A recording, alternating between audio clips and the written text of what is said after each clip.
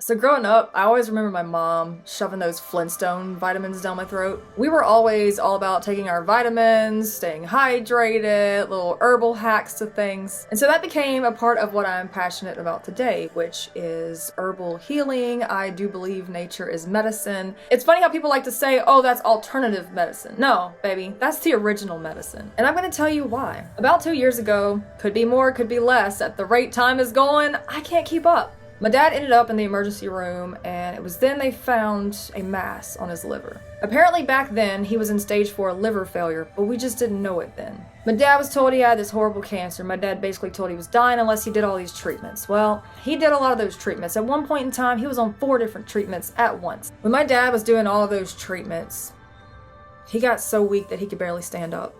Most days I'd visit, and he'd just be laid out on the bed. Some days, I didn't even think he was gonna make it to the end of that day.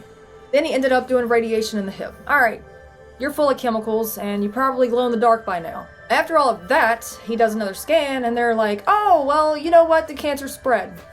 Oops, really nothing else we can do for you, I'm sorry, man. Oh, wait, but here's this pill.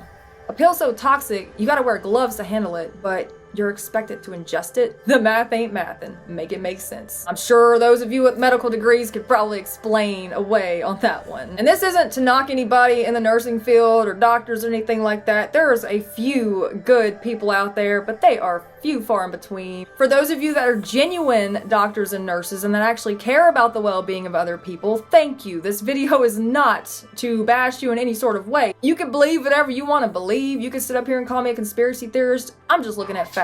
And by facts, I don't mean I'm reading some biased article. I'm not into that. I'm up here to tell you today, I've seen the effects of chemo, and I've seen the effects of a holistic treatment that he is currently on.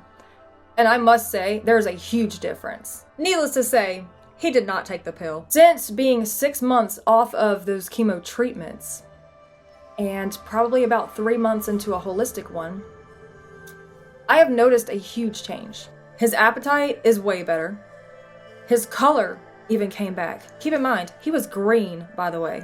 He was even evaluated the other day, and the nurse was like, dude, your eyes, the color is coming back. I drove up the other day to visit my parents, and my dad apparently was outside tinkering in his tool desk.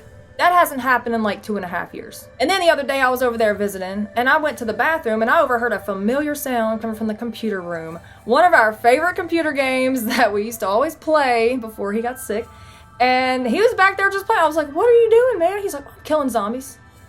Alright, cool. Hey, for those of you that like Left 4 Dead 2, we need more people, alright? We need some people to help us out because we are getting our butts ate by zombies, okay? I'm not up here to convince anybody of anything today, but this is just my story. This is the stuff that I see, okay? I see a lot of people around me that have cancer right now, and some of them worse than others. And what I can say is, my dad's particular case was pretty bad. And the chemo may have done a small bit of good, but it also did a lot of bad. A lot of what people don't realize is that stuff has long-term effects. Just because it's not affecting you this minute doesn't mean it's not going to. And at some point, you're stuck between picking the lesser of the two evils. But my words of encouragement would be that there's other alternatives and there's other things out there. You don't have to accept what you don't want to accept, and you're not your diagnosis. Do not let the fear overtake you in those times of darkness. Isaiah 41:10 says, do not fear, for I am with you. Do not be dismayed, for I am your God. I will strengthen you and help you. I will uphold you with my righteous right hand. John 14:27 says, peace I leave you, my peace I give you. I do not give to you as the world gives. Do not let your hearts be troubled. Do not be afraid. Throughout the time that my dad was in chemotherapy, going to these treatments at the hospital, he and my mom witnessed this man that was on, I don't know, a similar treatment, could have been the same thing, I don't know. Throughout all the sessions that they'd see this guy come in, he got weaker and weaker. So much so that they had to literally lift him out of his wheelchair when he didn't even have a wheelchair to begin with when he came in the first time. You know, sometimes when we pray for God to fix our problems and fix our situation, you think, oh, he's gonna do it like that, right? That's how he should do it. It's just gonna be boom. It's not like that. But what he does do is put the right people in your path for you to help yourself.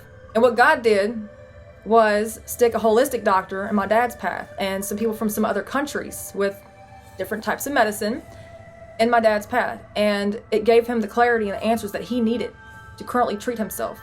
And guess what? I believe it's working. I'm not going to stand up here today and tell you I have the cure for your ailments. But what I will say is there is information out there, the right information out there, that could possibly help you in greater ways than you think. There's a huge difference from the bedridden person that I saw last year to the person that's up and moving around and has an appetite and has energy, and we're back playing games and he's back playing with his toolkits. Oh, by the way, he's shooting guns and target practicing, and yeah, he's still good. I personally believe that this treatment is reversing a lot of the effects, a lot of the cancer, maybe even a lot of the damage caused by the chemo. I'm just grateful that he exceeded all of the expectations of every single doctor that said he was gonna die way earlier, and obviously he's still here, so hey, it's called a practice for a reason, right? I will never underestimate the power of prayer. I will never underestimate the power of God, and I will never underestimate the power of those two combined. Whether my dad fully recovers or not, it's truly not for me to say, but I am grateful to have had him this long, and I'm only looking forward to things going up from here, man. I still believe in miracles, so I would like to thank each and every single one of you that have prayed for my family, prayed for me, stepped in any sort of way to help out. Thank you so much. We truly do appreciate it. If anything, this treatment is giving him a much better quality of life, and it's nice to have my dad back. It really is.